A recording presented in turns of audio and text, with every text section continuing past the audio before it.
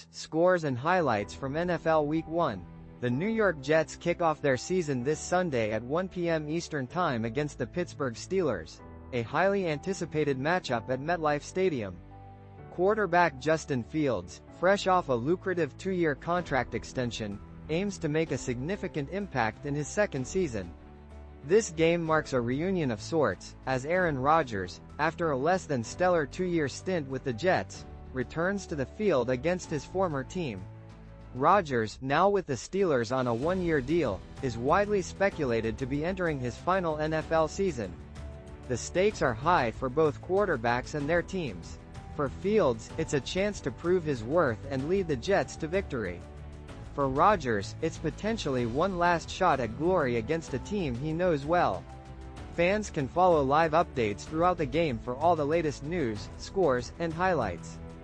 In our next story, Aaron Rodgers exorcises demons versus Jets, leading Steelers over former team with 4 touchdown passes. Aaron Rodgers led the Pittsburgh Steelers to a thrilling 34-32 victory over the New York Jets in a Week 1 matchup. Rodgers, in his Steelers debut, threw 4 touchdown passes, showcasing his prowess even against his former team. The game was a back-and-forth affair, with the Jets holding a lead for much of the contest. A crucial moment came late in the fourth quarter. Trailing by a point, the Steelers capitalized on a forced fumble by their special teams, leading to a quick touchdown. This was followed by Chris Boswell's career-long, game-winning 60-yard field goal with just over a minute remaining.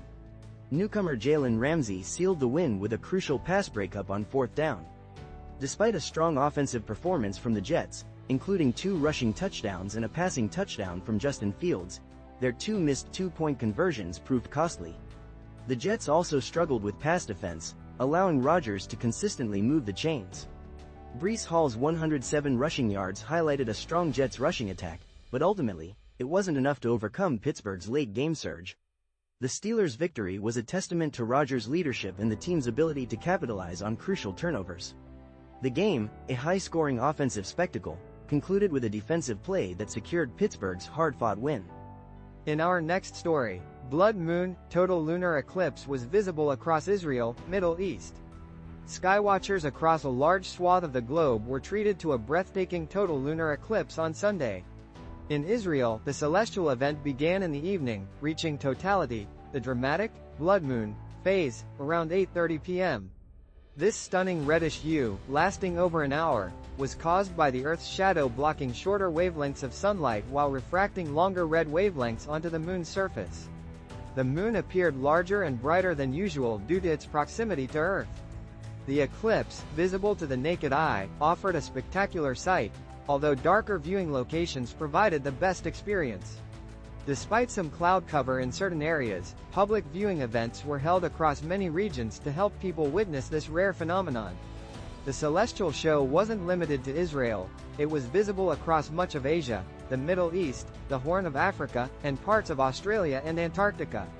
This was the second total lunar eclipse of 2025, with the next not expected until late 2028. A partial solar eclipse is also anticipated later this month, but will only be visible from a more limited area. This remarkable lunar eclipse provided a captivating display for millions worldwide, a rare and beautiful astronomical event that won't be repeated for several years. In our next story, Massie on Epstein files. We can't avoid justice to avoid embarrassment for some very powerful men. Representatives Thomas Massie and R. O'Connor are leading a bipartisan effort to force the release of Jeffrey Epstein's files from the Department of Justice.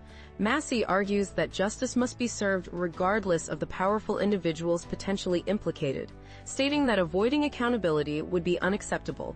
He suggests the files could embarrass billionaires and reveal connections to political campaigns and intelligence agencies. Khanna confidently asserts that they possess the necessary votes in the House to compel a vote on their discharge petition, a move to override the Justice Department's reluctance to release the documents. He expects this vote to occur before the end of September, citing the support of at least 216 representatives, with more expected to join. Despite concerns that the released files may be incomplete or manipulated, Khanna maintains that the moral imperative to support survivors of Epstein's abuse outweighs the risks. He praises the courage of Republican colleagues who are defying President Trump's resistance to the release. The push for transparency follows testimony from Epstein's victims on Capitol Hill, further emphasizing the urgency of this matter. In our next story, Last Rites bows to $187 million global and top horror start ever overseas. The Conjuring. Last Rites had a terrifyingly successful global box office opening, raking in $187 million worldwide. This makes it the biggest international horror debut ever, surpassing even Warner Bros.' own It Chapter 2, and the second biggest globally. The film dominated numerous markets, achieving the biggest Conjuring universe debut in 41 overseas territories and setting new records for horror openings in 17 others. Strong performances in key regions contributed to this success.